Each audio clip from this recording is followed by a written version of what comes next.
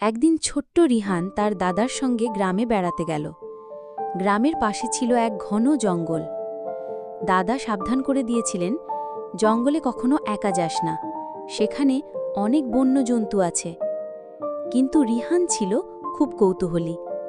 এক সকালে সে চুপি চুপি বাড়ির বাইরে বেরিয়ে জঙ্গলে ঢুকে পড়ল। পাখিদের ডাক, গাছের ছায়া আর বনের বাতাসে সে মুগ্ধ হয়ে গেল। হঠাৎ সে একটা গর্জন শুনল। সামনে তাকিয়ে দেখে এক বিশাল বাঘ তার দিকে তাকিয়ে আছে। রিহান ভয়ে কাঁপতে লাগল। পিছু হাঁটার চেষ্টাও করল না, শুধু চোখে চোখ রাখল। বাঘ কিছুক্ষণ তাকিয়ে থাকল, তারপর ধীরে ধীরে কাছে এলো।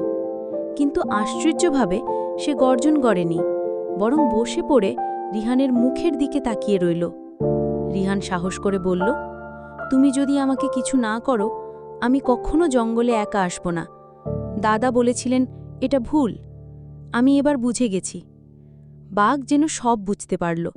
সে আস্তে করে ঘুরে দাঁড়ালো এবং জঙ্গলের ভেতরে মিলিয়ে গেল। রিহান দৌড়ে বাড়ি ফিরে এলো আর দাদার গলা জড়িয়ে কাঁদতে কাঁদতে বলল, আমি কথা দিচ্ছি আর কখনো একা কোথাও যাব না।